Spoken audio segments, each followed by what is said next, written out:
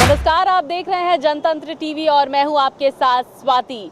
1 फरवरी 2023 को वित्त मंत्री निर्मला सीतारमण अपना 5वां बजट पेश करेंगी, जो मोदी सरकार के दूसरे कार्यकाल का अंतिम पूर्ण बजट होगा। ये बजट लोक लुभावन होगा या फिर विकास की रफ्तार को गति देगा, ये देखना बेहद महत्वपूर्ण है।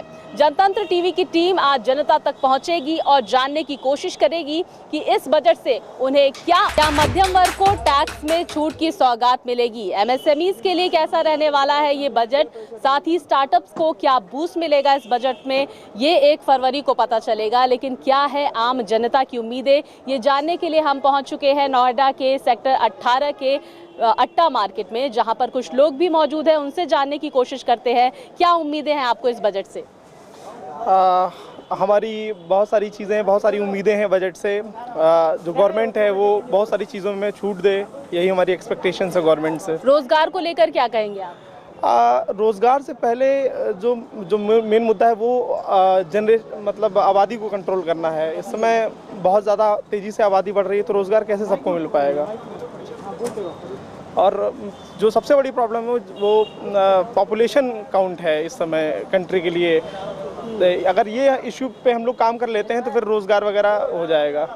तो देखिए, पॉपुलेशन कंट्रोल की बात इन युवा ने कही और इनका कहना है कि अगर पॉपुलेशन कंट्रोल होती है तो कहीं ना कहीं जो बेरोजगारी बढ़ रही है, महंगाई बढ़ रही है, इस पर लगाम कसेगी। कुछ और लोगों से भी बातचीत करते हैं। इस बार के बजट में क्या खास होने वाला है ये देखना दिलचस्प होगा, लेकिन जनता की क्या उम्मीदें हैं ये भी जानने की कोशिश करते हैं। कुछ और लोग भी हमारे साथ हैं। क्या नाम है आपका? राजीव शर्मा।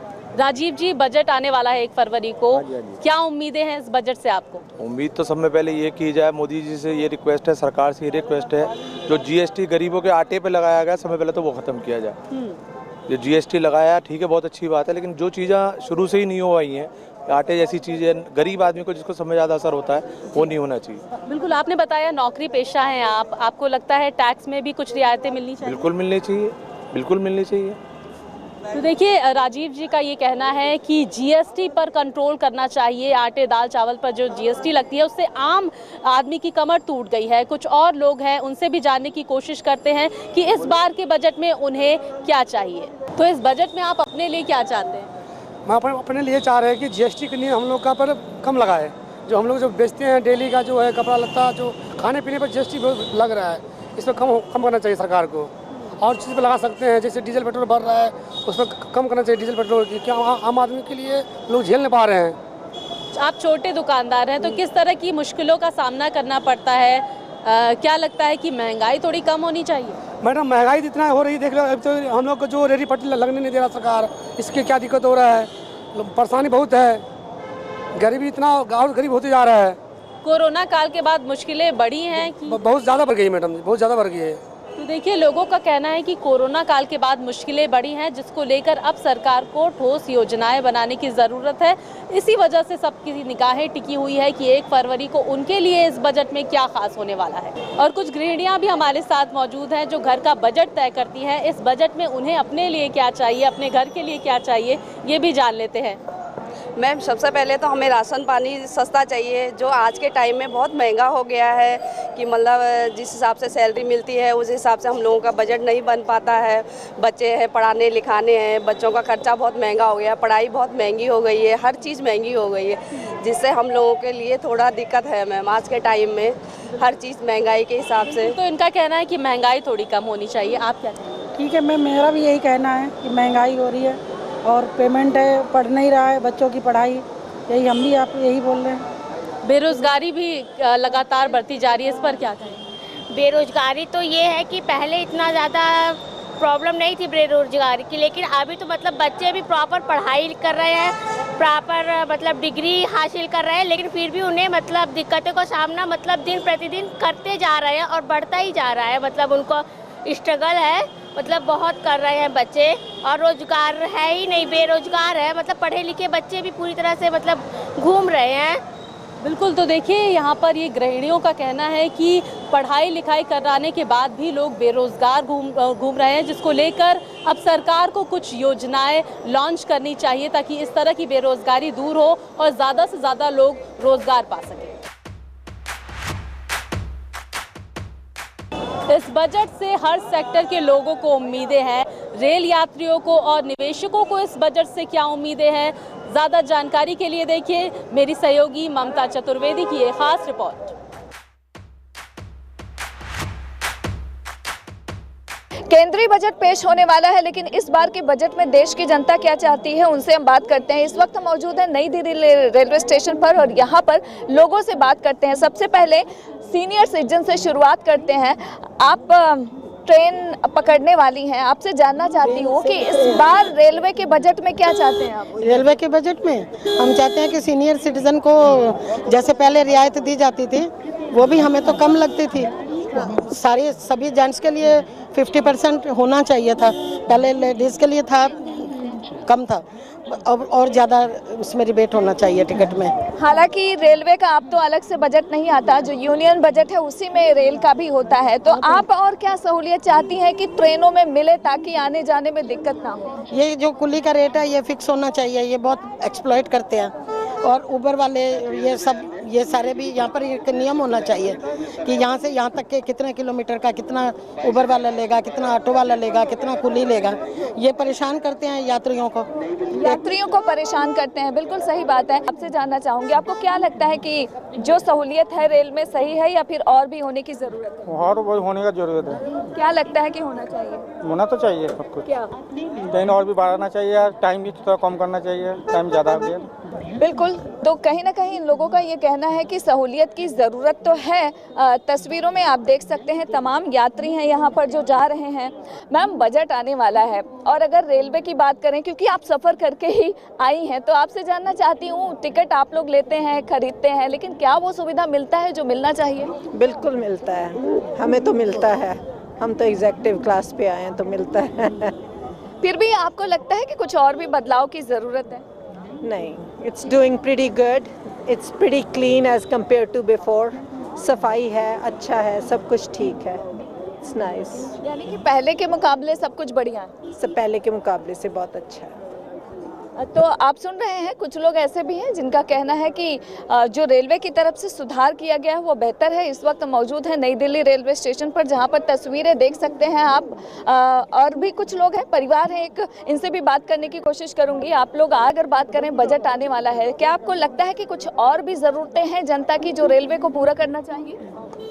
जी मैडम, मैं कहता हूँ कि रेलवे में अभी अश्विनी वैष्णव रेल मंत्री जो हैं और मोदी सरकार के काम में, हमारे प्रधानमंत्री जी के कार्यकाल में बहुत अच्छा काम हो रहा है। सबसे बड़ी बात रेलवे स्टेशनों की सफाई और आधुनिकीकरण के कारण बहुत अच्छा विकास है।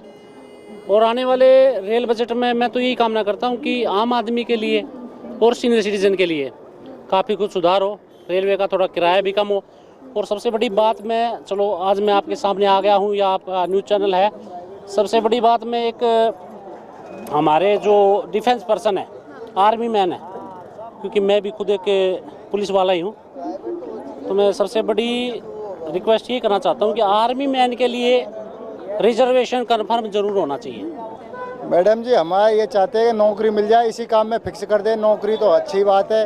पैसेंजर से मांगने भी नहीं पड़े हमें पैसे, और जो हमारा गुजारा हो जाए नौकरी में, ये चाहते हैं। आपको क्या लगता है कि इस बार रेल में क्या होना चाहिए बजट में? कुलियों के लिए? के लिए? अरे मैडम जी, हमारी वर्दियाँ बंद है, अभी तो वर्दियाँ ही नहीं मिल रही हमारी। 3-4 साल से वर्दी बंद है, तो क्या उम्मीद करें बताओ? उम्मीद तो बहुत कर रखी है, लेकिन उम्मीद पूरी हो तभी तो। आप कब से काम कर रहे हैं? 6 साल से। क्या चाहते हैं आप? नौकरी मैडम, नौकरी। आप लोगों ने कहीं एप्लीकेशन लगाई है क्या? लगाई मैडम, कई बार। आप कुली भाई सब नौकरी मांग कर रहे हैं, ना रेलवे पास वर्दी दे रही है, ना मेडिकल दे रही है, कोई सहूलत नहीं दे रही है। क्यों नहीं दे रही है वर्दियां? पहले मिल रहे थे, बंद कर दी, पता नहीं क्यों। पहले मिल रही थी, अब बंद कर दी। वर्दी बंद कर दी है, मेडिकल भी बंद कर दिया। अब रैली निकलेगी 30 तारीख को पूरी मांग के लिए, और सब नौकरी के लिए काम दाम पिट रहा है सारा। एक्सीडेंट चल गए और पहिए चल गए, काम है नहीं है कुली। परेशान है। जाहिर तौर पर कुछ लोगों का अब कहना है कि लंबे समय से कुली लोग अपनी वर्दी की लड़ाई लड़ रहे हैं, लेकिन उनको हासिल नहीं हो पा रहा है। कई बार गुहार भी लगा चुके हैं और यही वजह है कि इस बार में जब बजट आएगा तो ये इस बार के बजट में अगर इनके मन मुताबिक चीज़ें नहीं होती हैं तो ये विरोध प्रदर्शन और मार्च भी निकालेंगे। हालांकि अब देखना यही होगा कि इस बार के बजट में क्या कुलियों की जो डिमांड है वो पूरी हो पाती है, क्योंकि बजट में सभी लोग अपने अपने हिसाब से केंद्र सरकार से अपनी डिमांड रख रहे हैं, अपनी मांग को रख रहे हैं और चाहते हैं कि उनकी जो ज़रूरतें हैं वो पूरी हो। कुछ कुली ऐसा कहते हैं कि लंबे समय से नौकरी की मांग कर रहे हैं, सरकार नौकरी दे दे कुली के तौर पर ही तो इनको जनता से पैसे ना लेना पड़े। कुछ लोग ये कह रहे हैं कि जो वर्दी है चली गई है, लंबे समय से मांग रहे हैं लेकिन सरकार दे नहीं रही है। कई डिमांड है। अब देखना यही होगा कि इस बार की बजट में क्या इनकी जो मांगे हैं वो पूरी होती हैं। कैमरा पर्सन योगेंद्र के साथ ममता चतुर्वेदी, जनतंत्र टीवी, दिल्ली। और देखिए, जब बात बजट की होती है तो लोगों में चर्चाओं का बाजार भी काफ़ी गर्म हो गया है। इनसे भी जान लेते हैं बजट में क्या उम्मीदें हैं आपको और पिछली सरकारों ने किस तरह से काम किया। पिछली सरकारों ने अच्छा किया, हमेशा रियल एस्टेट को बढ़ावा दिया, इंफ्रास्ट्रक्चर को बढ़ावा दिया और जो सिविल इंजीनियरिंग देश की जो सबसे महत्वपूर्ण शाखा है उसको आज की सरकार ने कतई बंद कर दिया। इंजीनियरों के लिए कोई वर्क नहीं है। मैं भी खुद बीटेक इंजीनियरिंग हूँ एक्यूरेट इंजीनियरिंग कॉलेज से। आज की सरकार को देखते हुए इंजीनियर कतई जीरो हैं, या तो ठेला लगा रहे हैं या रिक्शा चला रहे हैं। तो आपका ये कहना है कि रोजगार में काफ़ी कमी आई है जिसकी वजह से लोगों की परेशानियां बढ़ी है। हाँ, केवल आत्मनिर्भर बनाने की बात की है तो बीटेक इंजीनियर आत्मनिर्भर कैसे बने? खुद का मकान बनाए, खुद का मकान बना के आत्मनिर्भर बनेगा। यदि स्कूल में स्टूडेंट्स होंगे, आज स्टूडेंट्स पढ़ने को छोड़ करके क्या देख रहा है, सोच रहे हैं कि कहीं ठेला ही लगा लें। आज लाखों हजारों लोग ऐसे हैं जिन्होंने बीटेक ठेला वाला लिखा हुआ है, MBA ठेला वाला लिखा हुआ है, MBA ऑटो वाला लिखा हुआ है। ये क्या है मैम? महंगाई पर क्या बोलेंगे?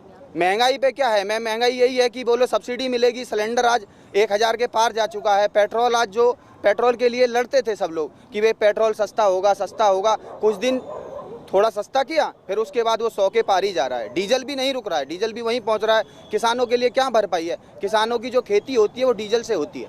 तो देखिए, लोगों को का कहना है कि महंगाई पर नकेल कसने की इस वक्त ज़रूरत है, रोजगार के अवसर यहाँ पर सुनिश्चित करने की ज़रूरत है। आप क्या कहेंगे? बेरोजगारी का मेन कारण है जनसंख्या का अत्यधिक बढ़ना। जनसंख्या को रोकना बहुत जरूरी है। जब तक जनसंख्या को नहीं रोका जाएगा इस देश से बेरोजगारी को दूर नहीं किया जा सकता है। बेरोजगारी तभी दूर होगी जब जनसंख्या नियंत्रित होगी। बजट पर क्या कहेंगे? बजट ठीक ही होगा, मोदी जी का बजट है तो ठीक ही होगा। तो देखिए, कुछ लोगों को उम्मीदें हैं मोदी सरकार से और उनका ये कहना है कि मोदी जी का बजट है तो ठीक ही होगा, क्योंकि अब देखा जाए तो दूसरे कार्यकाल का अंतिम पूर्ण बजट है। ऐसे में जनता ये चाह रही है कि उनके मनमाफिक ये बजट हो और सरकार भी ये कोशिश करेगी कि हर वर्ग को इस बजट में शामिल किया जाए, उन्हें खुश करने की कोशिश किया जाए, क्योंकि 2024 का लोकसभा चुनाव नज़दीक है। तो महंगाई, बेरोजगारी और आर्थिक मंदी की मार झेल रही आम जनता के लिए इस बार के बजट में क्या खास होने वाला है, क्या उम्मीदें हैं उनकी, उनसे भी जानते हैं। मैडम, बेरोजगारी तो हमें नहीं लगता ज़्यादा है, क्योंकि जो गांव किसानों को जो व्यवस्था दी गई है, हर आदमी अपना स्वयं का काम कर रहा है। ज़्यादा किसान कांग्रेस में था, क्या था, मैं खुद 2 लाख नंदी हो जाए तो लोन पास कराया था। पोल्ट्री फार्म के लिए 9th में पढ़ रहे थे, 2 एकड़ जमीन लगा, हमारा कैंसिल हो गया। सरकार से ऐसी व्यवस्था नहीं थी गांव किसानों को लोन दिया जाए कि कोई बिजनेस या कोई रोजगार करने के लिए। आज मोदी सरकार में करोड़ों रुपए मिल रही है, उसी 2 एकड़ पर 2 करोड़ का ऑफर आ रहा है। आप प्रोजेक्ट पेश कीजिए, आप जिए। अगर कांग्रेस ऐसा की होती तो हमारे देश में बेरोजगारी खाल नहीं होती और शहरों में भीड़ नहीं होती। किसानों को मजदूर बना दिया इन्होंने। तो आपको कहना है कि बेरोजगारी की वजह कांग्रेस है? नहीं, बेरोजगारी को जो कांग्रेस है उसकी नीतियाँ। हम गाँव से यहाँ ऑटो चलाने क्यों आते? और अभी जो युवा बेरोजगार है हम किसान हैं, हम आगे अपनी खेती में कोई पालन करते। पहले गांव में रोजगार के लिए कोई व्यवस्था ही सरकार नहीं दी, लोन पर बिल्कुल रोक था। आपने कहा किसान हैं आप, तो आपको क्या लगता है कि किसानी को लेकर, कृषि को लेकर कुछ और योजनाएं लानी चाहिए सरकार को? नहीं, लेवल लाई है। अब तो हमारी कमी हम एक दिन में तो जा नहीं सकते, धीरे धीरे जाएंगे। देखिए, जब से मोदी जी आए हमारा लोन भी हुआ, 16 लाख का लाख में कंबाइन में लिया, सब क्लियर कर लिया। अब आगे मछली पालन के लिए खलवाया, सब करेंगे। अगर ये कांग्रेस की होती तो हम शहर में क्यों आते? ये ऑटो चलाते मजदूर बन के। ये कांग्रेस तो देखिए, लोगों का ये कहना है कि सरकारें आती जाती रहती हैं, लेकिन फिलहाल जो व्यवस्थाएं हैं वो किसानों के लिए बेहतर है, आम जनता के लिए बेहतर है। और साथ ही साथ उनका ये भी कहना है कि एक्सपेक्टेशन थोड़ी बहुत कहीं ना। कुछ लोग भी हमें मिले जो रोज़मर्रा की ज़रूरतों की चीज़ों की खरीदारी कर रहे हैं। इनसे जानने की कोशिश करते हैं कि इस बजट में क्या चाहती हैं आप। महंगाई, बेरोज़गारी, आर्थिक मंदी, इन सबको किस तरह से देखती हैं आप? मैम, महंगाई तो बहुत ज़्यादा हो गई है, गरीब आदमी के लिए बहुत मुश्किल है इस टाइम में सरवाइव करना। खाने पीने की चीज़, आटे का भाव देखिए कहाँ से कहाँ पहुँच गया है। एक लेबर जो घर में आती है काम करने के लिए, कहाँ एक 300 रुपये दिहाड़ी दिया जाता था, आज की डेट में उसको भी 800 रुपये चाहिए होते हैं। और खाना पीना, आटा किस चीज़ के ऊपर नहीं है आप देख लीजिए, अगर पेट्रोल से लेके डीजल तक हर चीज़ के ऊपर महंगाई है मैम, बहुत मुश्किल है सरवाइव करना। सरकार को इसके ऊपर स्टेप लेना चाहिए। तो देखिए, लोगों का ये कहना है यहाँ पर आम जनता का कि कुछ स्टेप्स लेने की ज़रूरत है, क्योंकि लगातार आटे, दाल, चावल जो रोज़मर्रा की ज़रूरी चीज़ें हैं उनके दाम बढ़ते जा रहे हैं। उम्मीद ये की जा रही है कि इस बजट में उसमें कुछ गिरावट देखने को मिलेगी महंगाई में। और क्या ख़ास होने वाला है, चलिए और भी लोगों से बातचीत करते हैं। बजट आने वाला है, सब्जी का ठेला लगाते हैं आप, क्या कहेंगे इस बजट में, क्या आपके लिए ख़ास हो? खास ये है कि जो आइटम जो है महंगा सस्ता होना चाहिए, जैसे आटा हो गया, चीनी हो गया, जो वेजिटेबल सब्जियां हो गई, फ्रूट हो गए, ये डाउन होना चाहिए।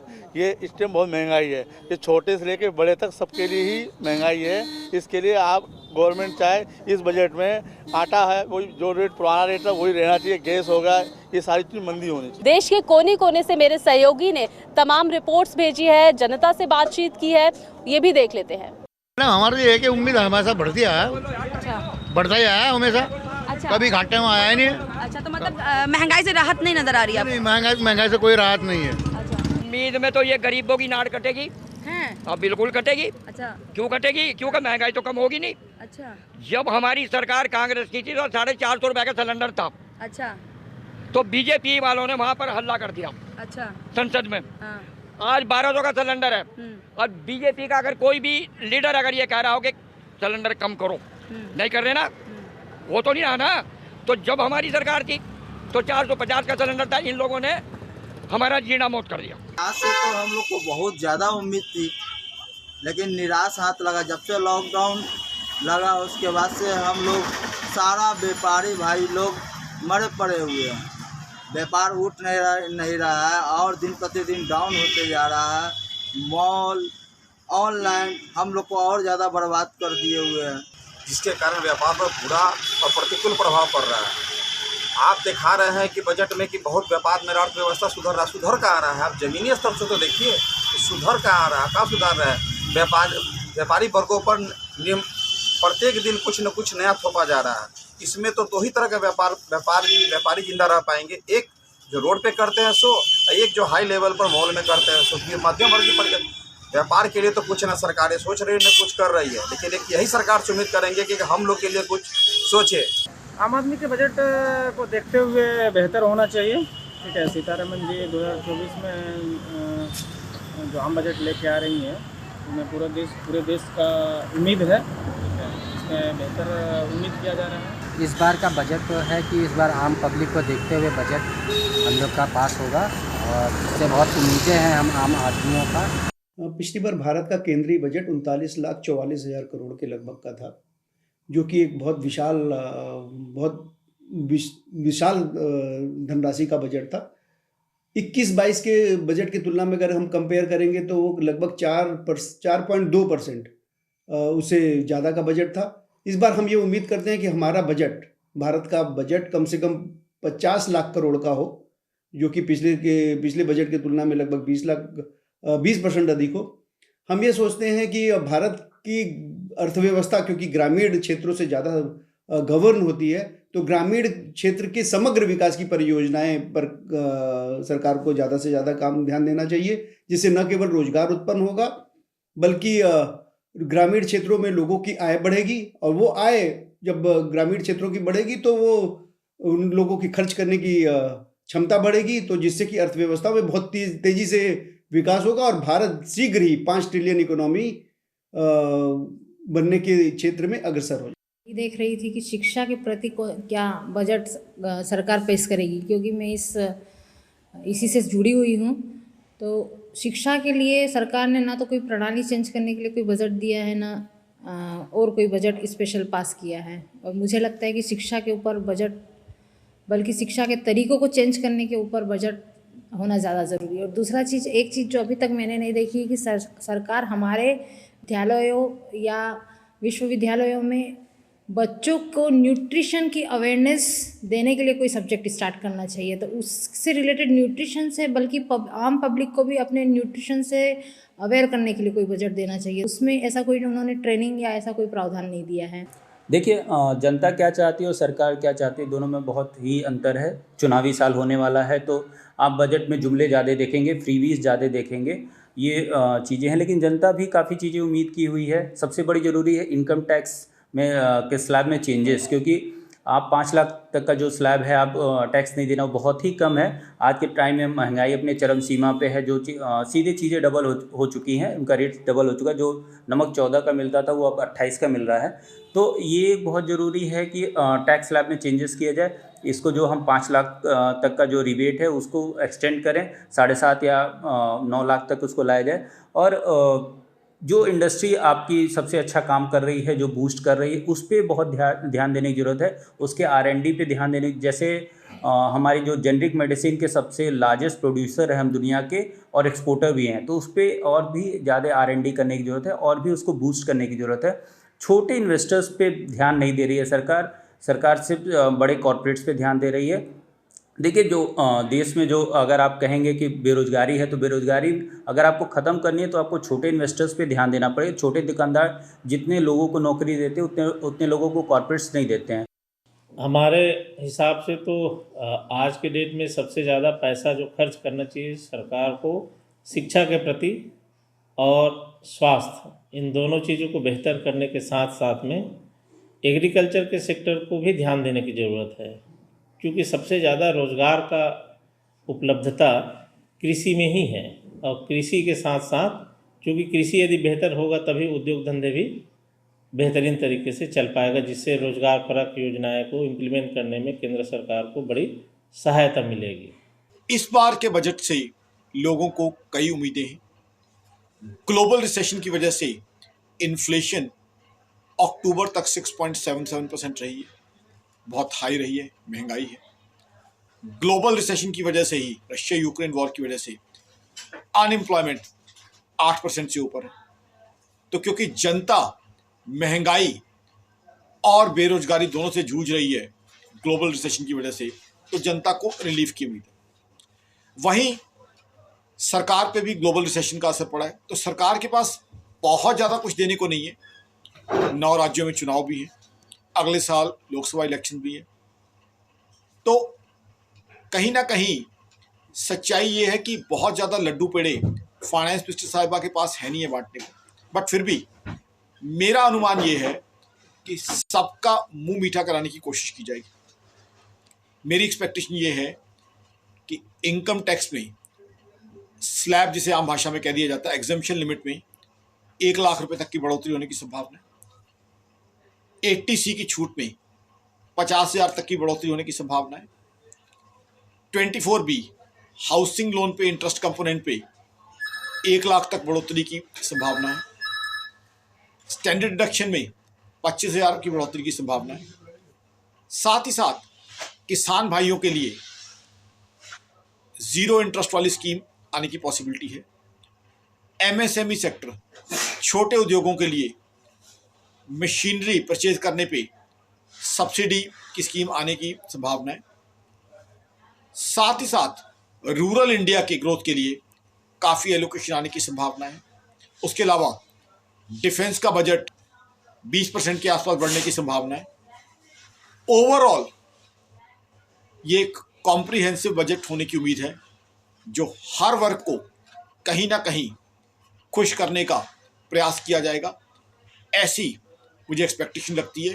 क्योंकि ग्लोबल रिसेशन है, बट हिंदुस्तान की GDP ग्रोथ दुनिया से कहीं ज़्यादा तेज़ी से, यानी 6.5% के आसपास बढ़ने की उम्मीद है। तो कहीं ना कहीं एक बहुत बैलेंस्ड बजट, जिसमें सबको कुछ ना कुछ देने की कोशिश की जाएगी और फिस्कल डिसिप्लिन भी मेंटेन करने की कोशिश की जाएगी, ऐसा होने की मुझे संभावना लगती है। इस बजट में हमें उम्मीद है कि सरकार शिक्षा पे, स्वास्थ्य पे और कैपिटल एक्सपेंडिचर पे ज़्यादा से ज़्यादा खर्चा करेगी। कोशिश करेगी कि इकोनॉमी का ग्रोथ जो है बेहतर हो सके। खास तौर पे पेंडेमिक के बाद जो स्थिति उत्पन्न हुई है उसको ओवरऑल रिकवरी पे लाने के लिए मदद पहुंचाएगी गरीबों की और जो अंडर प्रिविलेज्ड हैं उनकी। कोशिश यही रहेगी कि उनके साथ साथ ऐसे कदम उठाए जाएं जो तकनीकी तौर पर भारत को एक विकसित देश के मुकाबले में खड़ा कर सके।